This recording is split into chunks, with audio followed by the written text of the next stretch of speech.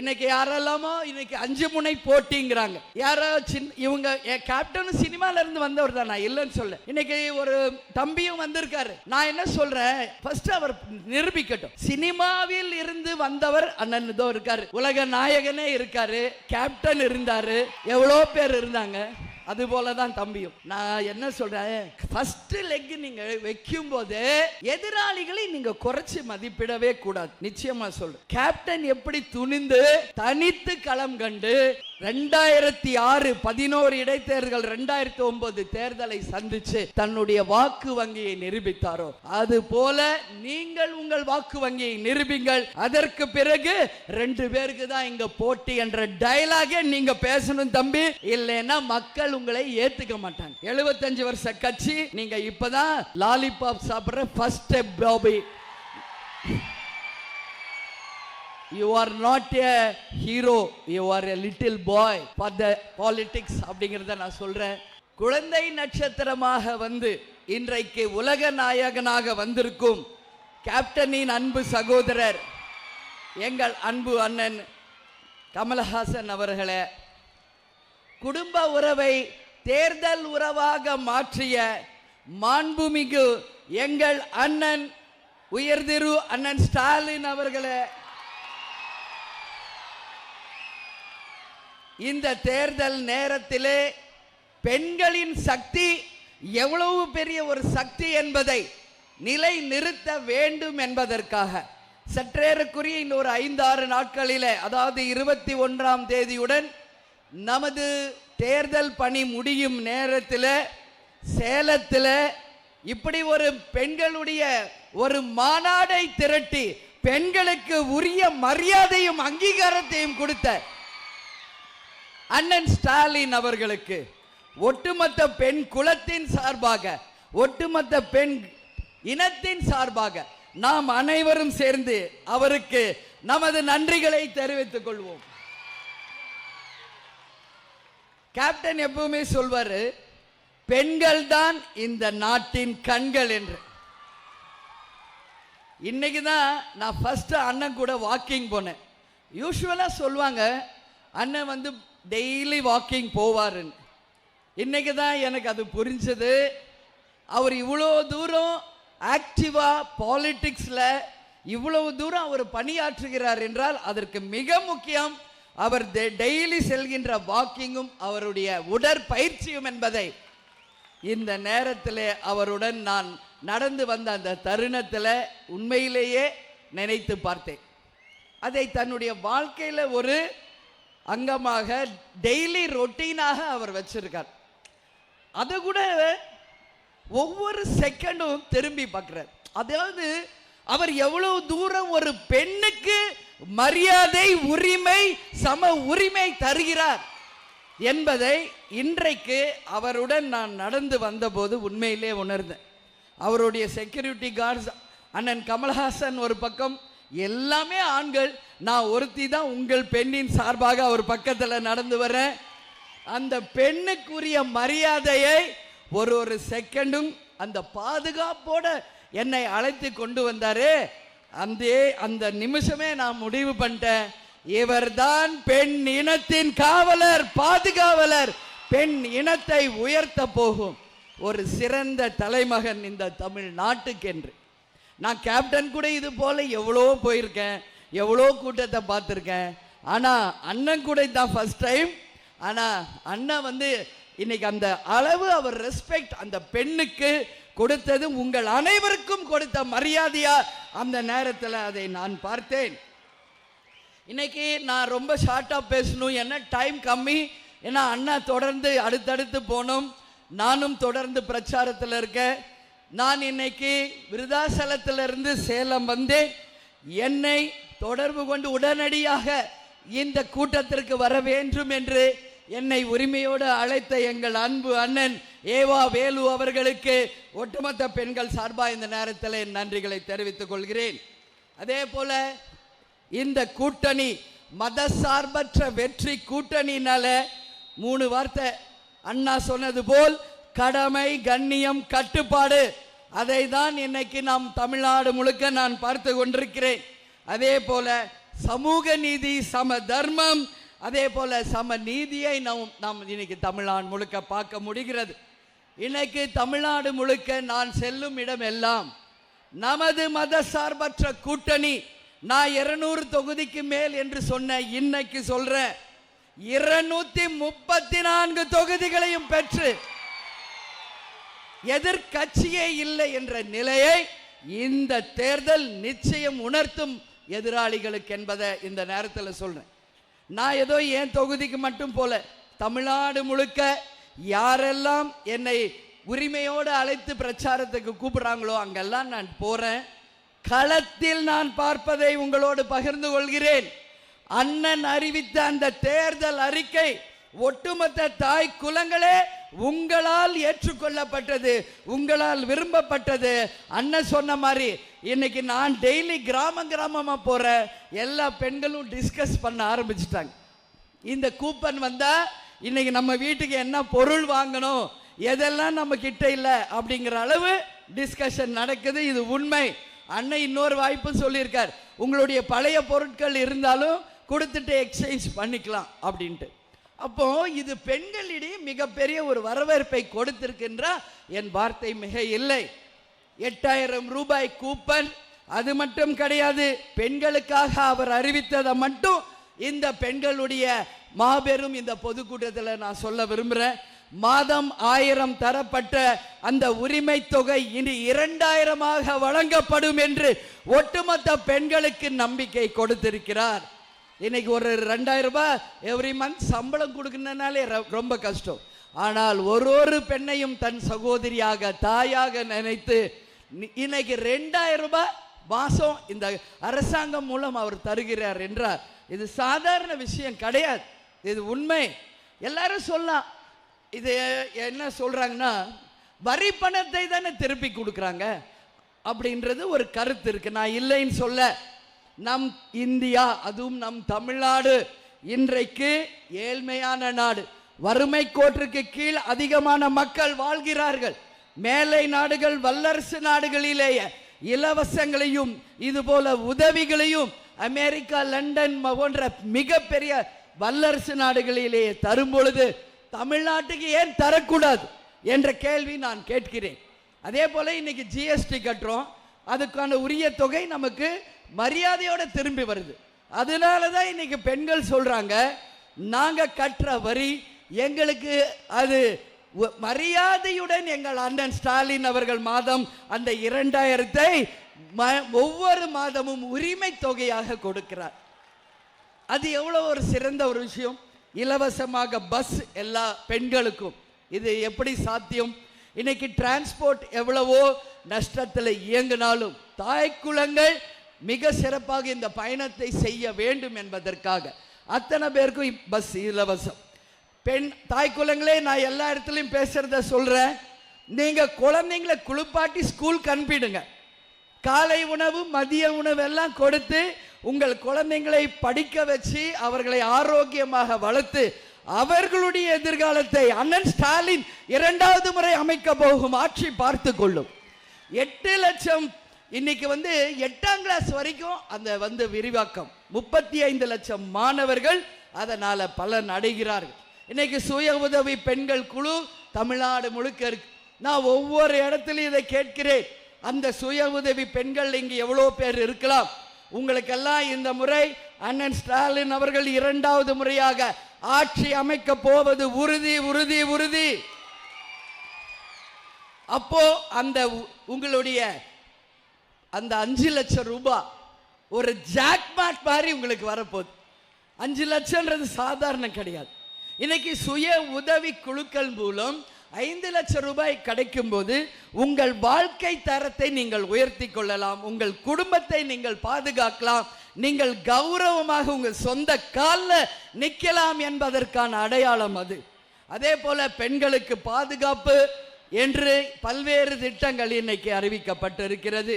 நகை கடன் தள்ளுபடி, விவசாய கடன் தள்ளுபடி, மாணவர்களுக்கு சலுகைகள், விவசாயிகளுக்கு சலுகைகள், மீனவர்களுக்கு சலுகைகள், படிக்கும் மாணவர்களுக்கு லேப்டாப், வேலை இல்லாதவர்களுக்கு 1500, அதே போல வேலை வாய்ப்பை உருவாக்க திட்டங்கள் என்று நான் பட்டியலிட ஆரம்பித்தால் காலையில் விடிஞ்சிரும். அன்னைக்கு அண்ணன் வந்து தேர்தல் அறிக்கையை வெளியிட்டோன்னே நான் சொன்னேன், அண்ணா அந்த தேர்தல் அறிக்கை எனக்கு வேணும்னு சொல்லி உடனே 25 புக் நீட்டாக ஃபைல் பண்ணி எனக்கு கட்சி ஆஃபீஸ்க்கு அனுப்பிட்டார். நான் ஃபுல் புக்கையும் படிச்சுட்டேன்னே. மக்கள் விரும்புகின்ற அந்த ஒவ்வொரு திட்டமும் தான் இந்த முறை நாம் மிகப்பெரிய ஒரு ஆட்சியை அமைக்க இது ஒரு அச்சாரம் என்பதை இந்த நேரத்தில் சொல்றேன். இப்போ அண்ணன் நேரத்துல இருந்து சொல்றாரு டீலிமிட்டேஷன். அதாவது டீலிமிட்டேஷன் என்றால் நம்மளுடைய பெண்களே நல்லா நீங்க எல்லாரும் புரிந்து கொள்ள வேண்டும். தொகுதி சீரமைப்பு என்ற முறையில் இன்றைக்கு மத்திய அரசு தமிழ்நாட்டை வஞ்சிக்க போகிறது என்பதை அண்ணன் தொடர்ந்து சொல்லிக் கொண்டிருக்கார். நாளைக்கு எல்லாரும் கருப்பு கொடி ஏந்தனும், கருப்பு உடை போட வேண்டும் என்று ஏற்கனவே சொல்லியிருக்கார். நீங்க எல்லாம் ரெடியா? நாளை எல்லாரும் கருப்பு உடையில பார்க்கலாமா? ஏன் நான் இதை கேட்கிறேன்னா நல்லா புரிஞ்சுக்கணும். எப்போ ஒன் நேஷன் ஒன் எலெக்ஷன் சொன்னாங்களோ அப்பவே நாம யோசிக்க ஆரம்பிக்கணும். அதுல தான் இந்த டீலிமிட்டேஷன் இப்ப தொடங்குது. அப்போ மறுசீரமைப்பு என்று சொல்லி நம்மளுடைய எம்பி தொகுதிகளையும் எம்எல்ஏ தொகுதிகளையும் குறைத்து வடக்கு வாழ்ந்தது தெற்கு தேய்ந்தது என்ற நிலைக்கு கொண்டு போக வேண்டும் என்றுதான் இந்த திட்டங்களை கொண்டு வருகிறார்களா என்ற எண்ணத்தை, சந்தேகத்தை மக்களிடையே உருவாக்கி இருக்கிறது என்றால் என் வார்த்தை மிக இல்லை. ஏன் அப்படி என்ன இப்ப அவசரம்? தேர்தல் நடந்து கொண்டிருக்கு, 5 மாநில தேர்தல். இப்போ அதை பத்தி பேச வேண்டிய அவசியம் என்ன? எந்த ஒரு திட்டம் இங்கு வந்தாலும் ஒட்டுமொத்த மக்கள் ஏற்றுக்கொண்டால் தான் அந்த திட்டம் இங்கு சக்சஸ் ஆகும். மக்கள் எதிர்த்தால் எந்த திட்டமாக இருந்தாலும் நிறைவேறாது என்பதற்கான அர்த்தம் தான். அண்ணா ஒரே வார்த்தையில் சொன்னார், பழைய திமுகவை மீண்டும் நீங்க பார்க்க வேண்டி வரும் அப்படின்னு சொல்லி. அவர் உண்மையிலேயே ரொம்ப சாந்தமானவர், சிரிச்ச முகம், எல்லாருக்கும் மரியாதை கொடுக்கிறவர். அதுக்கு ஒரே சின்ன எக்ஸாம் நான் பேசலாம், இன்னைக்கு முழுக்க பேசலாம். கூட்டணியிலே ஏற்கனவே ஏகப்பட்ட கட்சி இருந்தபோது அந்த கூட்டணியை அமைக்கும் போது பல்வேறு பிரச்சனைகள் வருவது சகஜம். ஆனாலும் பொறுமை காத்து கூட்டணியில் இருப்பவர்கள் ஒருவரை கூட வெளியேற்றாமல் ஒரு கூட்டு குடும்பத்தை போல் கட்டி காத்தாரே, அது சாதாரண விஷயமா? யோசிச்சு பாருங்க. அதே போல 5 ஆண்டு காலம் ஆட்சி செய்தால் ஒரு ஆன்டி இன்கம்சி இருக்கும் என்பதனால, எதிர்ப்பு அலை இருக்கும் என்பதால தேமுதிகவையும் அவருடைய நண்பரான கேப்டனுடைய தேசிய முற்போக்கு திராவிட கழகத்தையும் அழைத்து இந்த கூட்டணியில இணைத்து உரிய மரியாதை கொடுத்தாரு. அங்கதான் கேம் சேஞ்சரே ஆரம்பிக்குது. அன்னைக்கே மக்கள் முடிவு பண்ணிட்டாங்க, இவங்க தான் ஆட்சி அமைக்க போறாங்க. 7வது முறையாக திமுகவும் 2வது முறையாக அண்ணன் ஸ்டாலின் அவர்கள் தான் இங்க முதல்வர் என்று. தேமுதிக மட்டுமா, அதுக்கப்புறம் எஸ்டிபிஐ போன்ற பல்வேறு கட்சிகளையும் இணைத்து எல்லாருக்கும் உரிய மரியாதை கொடுத்து எல்லாரையும் ஒரு கூட்டு குடும்பமா அனுசரிச்சு இன்னைக்கு வழி நடத்துறாரு. இதுதான் ஒரு தலைவருக்கான பண்பு, இதுதான் ஒரு தலைமைக்கான பண்பு என்பதை தன்னுடைய கூட்டணியிலே நிரூபிச்சிருக்கார். இன்னைக்கு அண்ணன் எடப்பாடி என்ன பண்றாரு பாருங்க. ஆல்ரெடி அவங்க கூட இருந்த அத்தனை பேரும் வெளியேறிக்கிட்டு இருக்காங்க. அண்ணன் ஓபிஎஸ் உட்பட, அண்ணன் செங்கோட்டையன் உட்பட, இன்னைக்கு தேமுதிக உட்பட எல்லாரும் ஏன் வெளியேறாங்க? அதுதான் அந்த தலைமை பண்பு, அனைவரையும் அனுசரிக்கும் அந்த மாண்பு அங்கு இல்லை, இங்கு முழுமையாக இருக்கிறது. அதனால காந்தம் மாதிரி எல்லாரையும் ஒன்றிணைத்து இன்னைக்கு அவர் வழி நடத்திக்கிட்டு இருக்கார் என்றால் இது ஒன்றே போதும். ஒரு பானை சோற்றுக்கு ஒரு சோறு பதம் என்று தமிழ்நாட்டில் சொல்வாங்க. அதுபோல இந்த கூட்டணியை அவர் அமைத்ததுதான் அவருடைய சாதுரியம், அவருடைய வெற்றி, அவரை நாளை ஆட்சி அமைப்பதற்கான முத்தாய்ப்பான ஒரு விஷயம் என்பதை இங்க நான் சொல்ல கடமைப்பட்டிருக்கிறேன். இப்போ நாம டீலிமிட்டேஷனுக்கு நிச்சயம் தமிழ்நாடு ஒத்துக்காது. இப்போ அதற்கான நேரமும் கிடையாது. அதே போல இன்னைக்கு நம்ம பேசணும்னா இருக்கிற எம்பி எம்எல்ஏ எல்லாம் இங்க நீங்க குறைச்சு தமிழ்நாடை சின்ன பின்னமாக்கணும்னு நினைச்சீங்கன்னா இங்க இருக்கிற அத்தனை பேரும் ஒன்று கூடுவாங்க. அதுல மாற்று கருத்தே இல்லை என்பதை இந்த நேரத்தில் சொல்றேன். பெண்களுக்கு சம உரிமையை கொடுத்தது பெரியார், அதை வழி நடத்தியவர் அண்ணா, அதை தொடர்ந்து கொண்டு வந்தவர் கலைஞர் ஐயா, இப்போதும் அதை தன்னுடைய கடமையாக நடத்தி கொண்டிருப்பவர் அண்ணன் ஸ்டாலின் அவர்கள். அந்த பெரியாருடைய பெரியாரிசம் அப்படின்னு சொல்வாங்க. பெண்ணுக்கு சம உரிமை, சொத்தில் சம பங்கு, அதே போல விதவைக்கு மறுமணம், அது மட்டும் கிடையாது, எல்லாருக்கும் சம வேலை வாய்ப்பு, சம உரிமை, சம தைரியம். என்னைக்கு ஒரு பெண் தனியாக நடுராத்திரியிலும் போறாளோ அன்னைக்கு தான் ஒரு உண்மையான சுதந்திரம்னு சொன்னவர் நமது தந்தை காந்தியடிகள். இன்னைக்கு அது போல தமிழ்நாடு முழுக்க ஒரே ஒரு குற்றச்சாட்டு தான் அண்ணன் மேல இருக்கு. அதுவும் இந்த பெண்கள் கூட்டத்தில் நான் சொல்றேன், எங்க பார்த்தாலும் பாலியல் வன்கொடுமை, போதை கலாச்சாரம் இருக்கு. இதை தவிர வேற என்ன சொல்ல முடியும்? வேற ஒன்றும் சொல்ல முடியாது இந்த ஆட்சியின் மேல. நான் சொல்றேன், இன்னைக்கு ஒரு சகோதரியாக இந்த கூட்டணியிலே அண்ணனுக்கு வலதுகரமாக இணைந்திருக்கிறேன். அப்படி எங்காவது ஒரு பெண்ணுக்கு ஏதாவது என்றால் நான் அண்ணன் கிட்ட உரிமையா பேசுவேன். எல்லா இடத்துலையும் சிசிடிவியும் பெண்களுக்கான உரிமையும் பாதுகாப்பும் நிச்சயம் அண்ணன் உருவாக்குவார் என்பதில் யாருக்கும் எந்த மாற்று கருத்தும் தேவையில்லை என்பதை இந்த நேரத்தில் நான் சொல்றேன். பெண்கள் என்றாலே சக்திக்கு இணையானவர்கள், ஒட்டுமொத்த சக்திகளே இன்னைக்கு ஒன்றிணைந்து இருக்கிறோம்.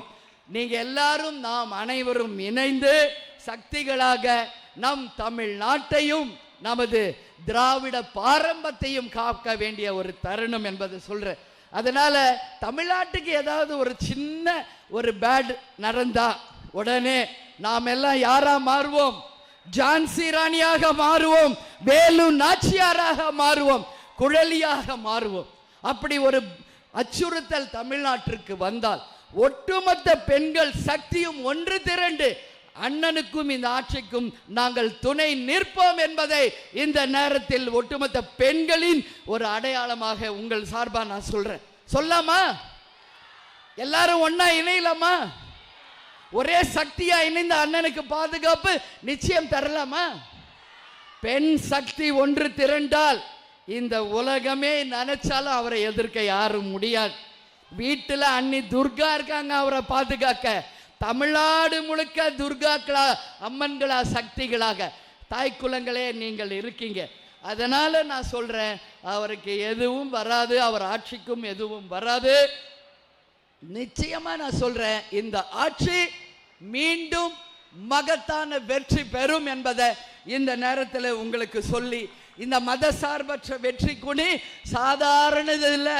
இங்க திராவிட முன்னேற்ற கழகம், தேசிய முற்போக்கு திராவிட கழகம், விடுதலை சிறுத்தைகள் கட்சி, தமிழக காங்கிரஸ், சிபிஎம், சிபிஐ, மதிமுக, அதே போல இந்தியன் யூனியன் முஸ்லிம் லீக், மனிதநேய மக்கள் கட்சி, கொங்குநாடு மக்கள் கட்சி, மக்கள் நீதி மையம், ஆம் ஆத்மி, மனிதநேய மக்கள் கட்சி, எஸ்டிபிஐ, இந்திய குடியரசு கட்சி, இது போன்ற பல்வேறு கட்சிகள் கூட்டணி அமைத்து இது ஒரு மாபெரும் ஒரு சக்தியாக வருகின்ற தேர்தலிலே நாம் நம்மளுடைய பலத்தை நிரூபிப்போம்.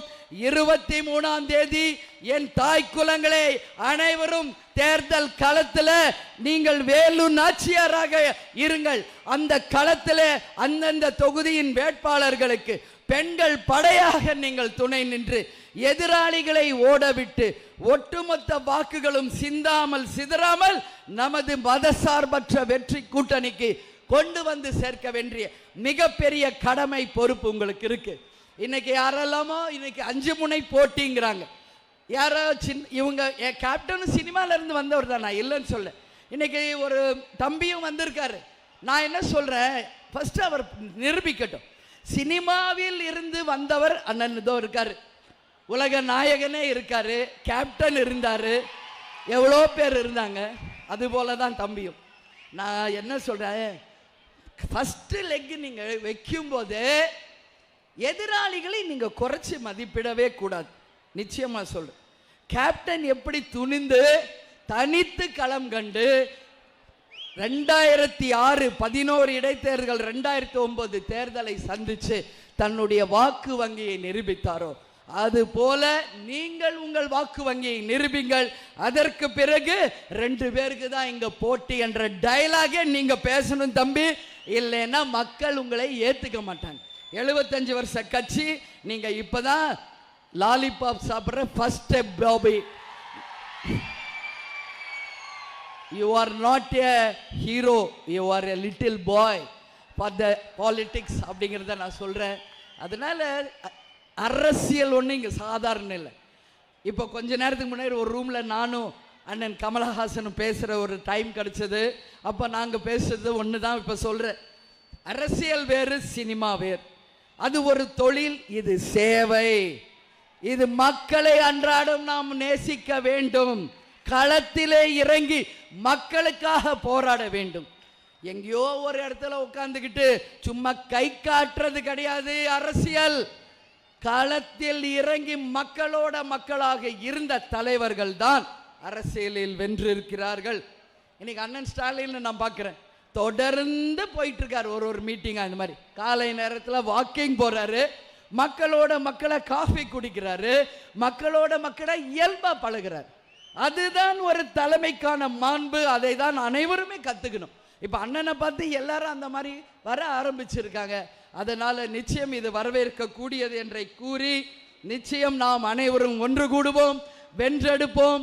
நான் ஒரு விஷயம் மட்டும் சொல்றேன், நம்மளுடைய மத சார்பற்ற வெற்றி கூட்டணி வெல்லும், அண்ணன் ஸ்டாலின் தொடரட்டும், தமிழ்நாடு வெல்லட்டும் என்று கூறி இங்கே வந்திருக்கும் அனைவருக்கும் எனது பணிவான வணக்கங்களை தெரிவித்துக் கொண்டு உங்களிடையே இருந்து விடைபெறுகிறேன். நன்றி, வணக்கம்.